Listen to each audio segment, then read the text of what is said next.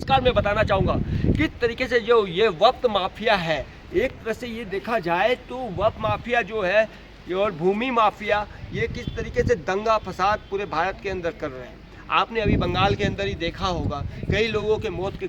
को मौत के घाट उतार दिया गया, लोगों को घर छोड़ने के लिए मजबूर कर दिया गया। हज़ारों लोग जो है अपने घर को छोड़ के दूसरी जगह पलायन कर रहे हैं। जहाँ भी मुस्लिम एरिया है वहाँ पर ये लोग बड़े बड़े जो पोस्टर होते हैं, जैसे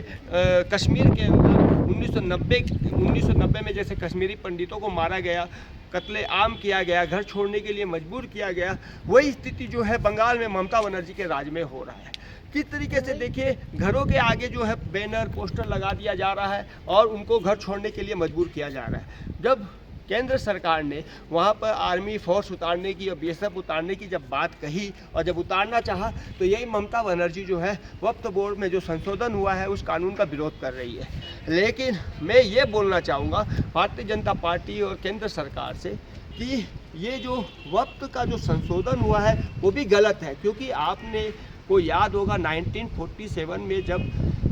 धर्म के आधार पर बंटवारा हो गया था,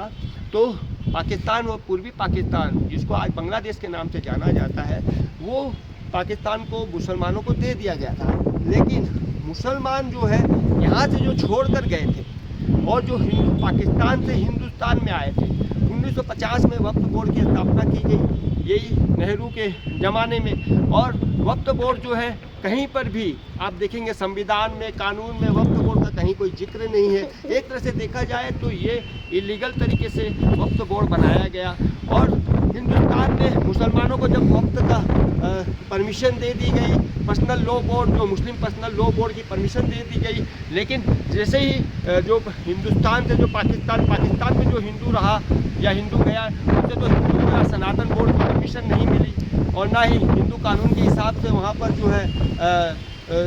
जैसे कि मुस्लिम पर्सनल लॉ बोर्ड है, वैसे हिंदू पर्सनल लॉ बोर्ड वहाँ पर नहीं बना। आपने ध्यान दिया होगा, जो लोग इंडिया छोड़कर, जो भारत छोड़ के मुसलमान पाकिस्तान और बांग्लादेश गए थे, उन लोगों ने अपनी भूमि जो है मुसलमानों के हाथ में दे दी और इन लोगों ने वहाँ पर कब्जा कर लिया इलीगल तरीके से, और वक्त के नाम पर इन लोगों ने यहाँ पर कब्जा कर लिया। ये जो चीज़ दो भरिया या दो गुलामी वाली जो बातें हैं, ये जो चल रहा है ये हिंदुस्तान में बहुत ही घातक चल रहा है। जैसे कि अभी संसद में वक्फ बोर्ड का संशोधन किया गया, वक्फ बोर्ड के संशोधन पर भी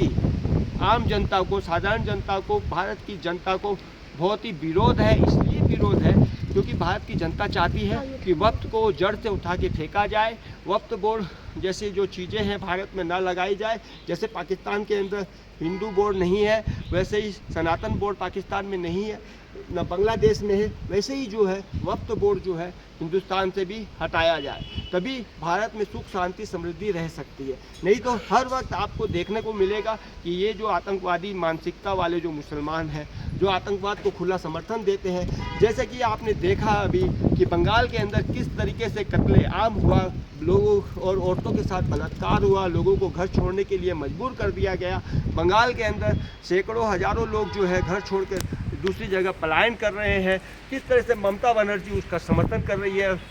सीधा ममता बनर्जी मुसलमानों का और रोहिंग्यों और बांग्लादेशी जो मुसलमान घुसपैठिया है उसका समर्थन कर रही है। तो बांग्लादेशी मुसलमानों का समर्थन करना वोट बैंक के लालच में, तो मैं बताना चाहूँगा कि बंगाल के अंदर सबसे पहले राष्ट्रपति शासन लगाया जाए और ममता बनर्जी को उठाकर जेल के सलाखों के पीछे फेंका जाए। अभी कुछ दिन पहले आपने देखा होगा टीचरों की भर्ती के ऊपर किस तरीके से बंगाल में करोड़ों हजारों करोड़ों रुपये का घोटाला हुआ है। इसमें साफ साफ ममता बनर्जी का हाथ है जो सामने सामने दिख रहा है। तो ये जो तरीका है ममता बनर्जी का, संसद में जब और राज्यसभा में, और जब राष्ट्रपति ने इस कानून को पारित कर दिया और कोर्ट ने जब इसको, सुप्रीम कोर्ट ने भी इसको एक्सेप्ट कर लिया, उसके बाद जो है क्या बंगाल भारत से अलग है? क्या बंगाल जो राज्य है क्या वो अब भारत के अंदर नहीं है? जिस तरीके की ये हरकत कर रही है, ये बहुत ही घिनौनी और गंदी हरकत कर रही है। ये एक तरह से देखा जाए तो देश का टुकड़ा करने की बात कर रही है ममता बनर्जी, देश का बंटवारा करने की बात कर रही है, देश तोड़ने की बात कर रही है, देश में दंगा फसाद, मारपीट, बलात्कार करवाने की बात कर रही है और खुले खुले दंगाइयों के साथ और आतंकवादियों के साथ ममता बनर्जी खड़ी है। मैं चाहूँगा कि सरकार तुरंत इसको संज्ञान में ले। अगर सरकार इसको संज्ञान में या ध्यान में नहीं लेती है और बंगाल में राष्ट्रपति शासन और ममता बनर्जी को उठा के जेल के सलाखों के पीछे नहीं फेंकती है, इसी तरीके से अगर ना फेंकेगी तो इसका परिणाम ये होगा कि देश के अंदर सरेआम कत्लेआम, बलात्कार और सरेआम जो है घर छोड़ने के लिए लोग मजबूर हो जाएंगे। मैं बताना चाहूँगा AIM के जो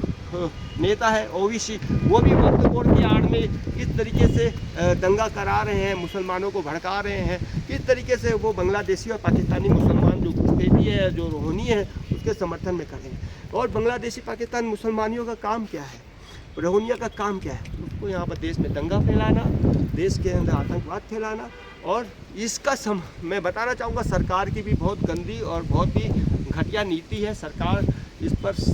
संज्ञान नहीं ले रही है। मैं चाहूँगा जो भी घुसपैठिए हैं उसको गोली से उड़ा देना चाहिए, साफ साफ जेल नहीं भरना चाहिए, जेल भर के गंदगी पैदा नहीं करना चाहिए। जिस तरीके से मुसलमान कीड़े मकोड़ों की तरह जो बांग्लादेश, पाकिस्तान